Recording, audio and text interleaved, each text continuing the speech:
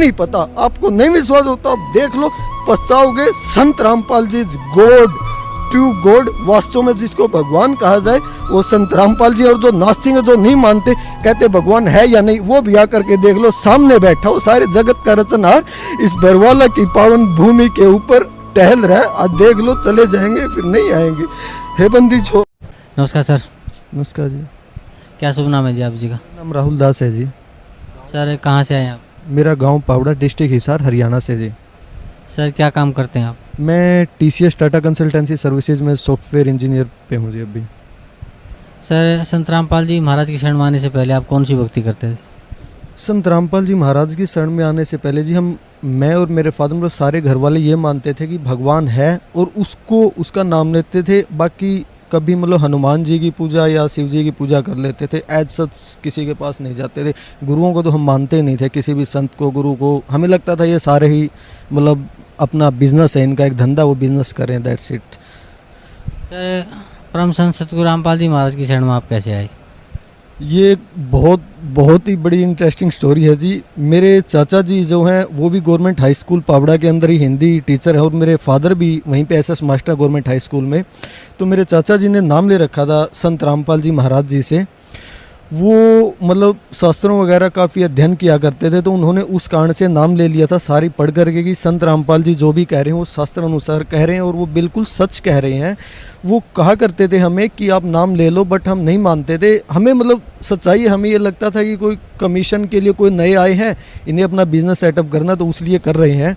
लेकिन फिर क्या हुआ कि मेरे फादर को सर्वाइकल और पैरालिसिस दोनों हो गई और उन्हें अग्रोहा मेडिकल कॉलेज और जिंदल हॉस्पिटल दोनों ने रिजेक्ट कर दिया। ये बोल दिया कि इसको आप कहीं भी ले जाओ, ये ठीक नहीं होगा, इनकी एंड स्टेज है। तो उस स्टेज में मेरे फादर से हम लोग खड़ा भी नहीं हुआ, मतलब हो सकते थे। वो तो 42-43 डेज ऐसे हो गए थे। तो एक दिन मैं उस टाइम अपनी बीटेक कर रहा था, सेकंड सेम में था, तो पापा जी की तबीयत मतलब बहुत ज़्यादा क्रिटिकल हो गई। ये हुआ कि अब गए। तो मेरे चाचा जी गाँव से बाहर रहते हैं, तो हम गांव के अंदर ही रहते थे तब। तो मम्मी ने फ़ोन किया चाचा को कि चलो कहीं ले चलते हैं एटलीस्ट। मतलब उनको बहुत ज़्यादा मतलब क्रिटिकल कंडीशन थी, बहुत सीवियर पेन हो रहा था। तो बुलाया चाचा जी को। चाचा जी बोले चलो ठीक है, इसको ले चलते हैं, लेकिन इसको उन्हीं डॉक्टर्स के पास लेके जाएंगे जिन्होंने इसको एक बार रिजेक्ट करके भेज दिया है। तो उनके पास कुछ है नहीं, तुम मेरे कहने से इनको संत रामपाल जी महाराज जी से उपदेश दिलवा दो और वो भगवान है, वो चाहे सो कर सकते हैं, मुझे पूर्ण विश्वास है। तो पापा जी बोले कि अब इस स्टेज में अगर ठीक कर देगा, this means he is good. तो ये बिल्कुल 100% ट्रू थिंग है, आप मानो या न मानो। सुबह के 2:30 बजे का टाइम था, ये मार्च 2006 की बात है। संत रामपाल जी महाराज उस टाइम करौथा में थे। तो चाचा जी ने फ़ोन किया कि जी ऐसे ऐसे बड़ा भाई है और मतलब बहुत ज़्यादा उसका मतलब लास्ट स्टेज चल रही है। तो गुरुजियों की यही वर्डिंग थी कि बेटा ये इसी तरीके से आना था, ये अदरवाइज जाने वाला नहीं था, और अब इसको फ़ोन दे जल्दी।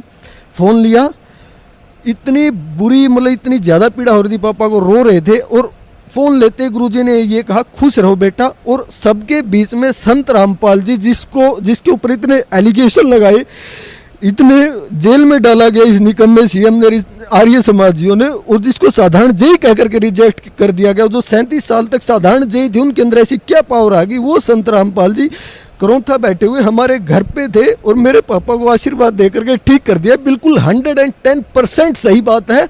जैसे ये आदमी ड्रामा कर रहा था, इसके कोई सर्वाइकल नहीं, कोई पैरालिसिस नहीं। और कहा बेटा खुश रह, तेरी आयु भगवान ने बढ़ा दी है, तेरे को इसी तरीके से शरण में लेना था। तो सारे मतलब अचंभित हो गए। तो चाचा जी ने बोला कि क्या दिखा आपको? तो बोले भाई साधारण कपड़े के अंदर, बिल्कुल साधारण कुर्ते पजामे के अंदर और साफा गले में डाले हुए एक भोली सी शक्ल का आदमी था और वो मुझे दिखाई दिया है और वो आशीर्वाद करा था। तो चाचा जी बोले पहचान लोगे आप? कहता हाँ मैं पहचान लूँगा। उससे पहले हमने कभी संत रामपाल जी को कभी नहीं देखा था, हम बिलीव ही नहीं करते थे इन संत के अंदर।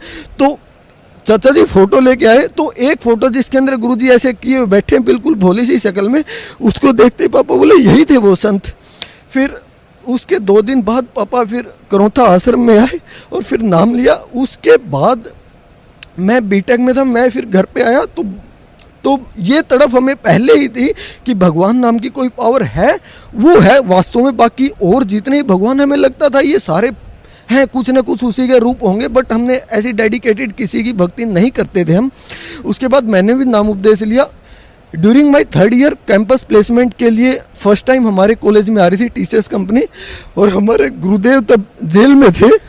हम इतने नीच आदमी, उस टाइम भी हमने अरदास लगाई कि भगवान हमारा भला करो, और वो जेल में होते हुए भी उन्होंने कहा था बेटा सीधा जाते ही होगा, तू परमात्मा का नाम लेते जाना। मेरे साथ एक मेरा फ्रेंड था, नोएडा इंटरव्यू के लिए मुझे जाना था, तो वो नहीं मानता था किसी को भी, बट इस चीज़ का वो भी गवाह है कि हम बाइक पे जा रहे थे, तो हमारे गुरुजियों का जो शब्द है, हमारे पास कोई मतलब मोबाइल जो था मल्टीमीडिया नहीं था, उसके अंदर कोई गुरुजियों की वीडियो रिकॉर्डिंग नहीं थी, कुछ नहीं था। उसके बावजूद गुरुजियों की वाणी चल रही थी, तारंगे तहतीक सतगुरु तारंगे, तारंगे तहतीक सतगुरु तारंगे। गुरुजियों का वो शब्द कंटिन्यू नोएडा तक, फरीदाबाद से नोएडा तक बजता रहा। हमारे 3 इंटरव्यू थे, 3 राउंड थे इंटरव्यूज़ के अंदर, मेरा सिर्फ फर्स्ट राउंड हुआ, और जाते ही जो लेडी बैठी थी इंटरव्यू पैनल के अंदर, उसने यही बोला बेटा आपको ज्वाइनिंग जो है वो त्रिवेंद्रम की मिलेगी, आप कर लोगे ना वहाँ पे। कोई क्वेश्चन नहीं पूछा गया, कुछ नहीं पूछा गया मेरे से, और मेरा फिर सिलेक्शन हो गया। उसके बाद हमारे गुरुदेव जो हैं जेल से आए 2008 के अंदर, फिर पापा को स्टोन हो गया, तो पापा बोले गुरुजी शरीर छूटेगा, तो गुरुजी बोले मैं ऐसे ही बैठा हूँ क्या, तेरा शरीर छूटेगा कोई बात है, तेरा कैसे छूटने दूंगा मैं शरीर। तो पापा बोले गुरुजी पथरी होगी। बोला बेटा डॉक्टर को दिखा ले। बोला भगवान आपसे बड़ा डॉक्टर कौन है। तो हाथ लगाया था, बिल्कुल 100% सही है। मेरे पापा के पेट के हाथ लगाया, कहता जा बेटा आराम से रह, कुछ भी स्टोन उसका। फिर हमने एक्सरे अल्ट्रासाउंड सब कुछ करवाया, कुछ नहीं था। उसके बाद मेरी मम्मी को मतलब वेंस जो उनकी ब्लॉक हो गई थी पिछले 15 सालों से, बहुत दुखी थी। वो गुरुजियों के सामने अरदास की कि भगवान हम दुखी है, मेरा कहीं इलाज नहीं हो रहा है, डॉक्टर के पास चले गए, किसी के पास। तो गुरुजी बोले बेटा भक्ति कर, भगवान चाहे सो कर सकता है, और उन्होंने वो किया, वो बिल्कुल ठीक है। उसके बाद और आज अगर फाइनेंशियल कंडीशन की बात की जाए, हमारे घर कोई कमी नहीं है, कोई भी कमी नहीं है। मैं खुद टीसीएस में हूँ, मेरी मिसेज जो है वो एक डीम्ड यूनिवर्सिटी में प्रोफेसर है, और हमारी एक गुड़िया है। अभी 10 दिन पहले की बात है, कूलर घर पे चल रहा था, तो उसकी जो जाली थी वो टूट गई थी, वो लगवाई नहीं थी। वो खेलते खेलते उसने हाथ दे दिया उस कूलर के अंदर। पापा अंदर बैठे हुए, सारे घर वाले, तो एकदम बड़ी तेज आवाज़ हुई और वो रोने लगी। तो भाग के गए कि हाथ दे दिया, देखा तो उसके हाथ के खरोंच भी नहीं लगी हुई थी।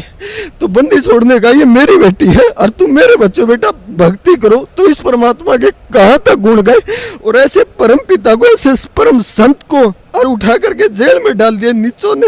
ए भगवान हमारे लिए आप दुखी हो रहे हो, मालिक आपका कहाँ तक शुक्र गुजार करें हम। ए बंदी छोड़, ए गुरुदेव।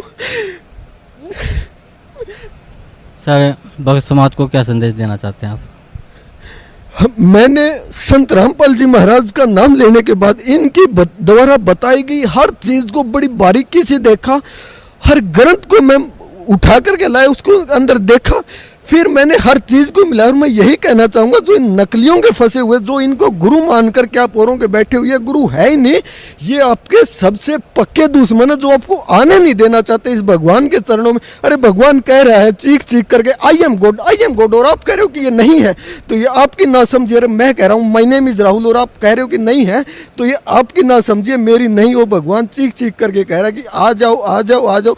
और आपके लिए, हमारे लिए वो गालियां खा रहा है, पता नहीं क्या क्या उनको सुनना पड़ रहा है, जेल में डाल दिया गया, और फिर भी कह रहा है कि मैं तुम्हारे लिए पलकें बिछाए बैठा हूँ, मेरे बेटो आ जाओ आ जाओ।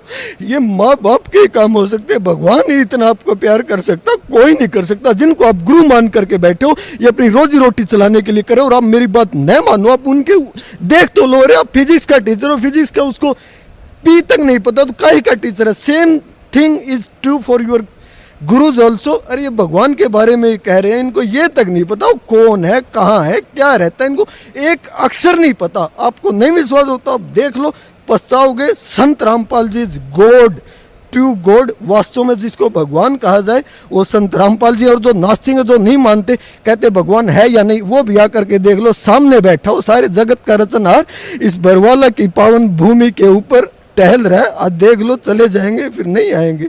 हे बंदी छोड़, मेरी सभी से प्रार्थना है, जितने भी वर्ल्ड के अंदर जितने भी आज मानव जाति में आकर के और भगवान के चरणों में आ जाए। इनको संत न लगाएं, ये संत है ही नहीं, ये परमात्मा है। परमात्मा आए हुए अपने जीवन का कल्याण करवा लो, नकलियों के मत फंसो, ना ही किसी और चक्कर में। भगवान आए हुए जा करके अपने पिता ही है हमारे, ये वही भगवान है जिसके बारे में कहा जाता है तव में माता चाहे पिता तव में।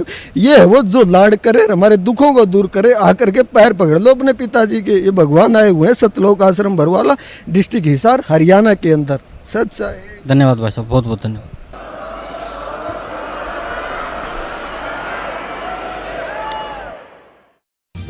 सब्सक्राइब कीजिए हमारा चैनल और प्रेस करें बेल आइकन और पाएं हर वीडियो को देखने का मौका सबसे पहले।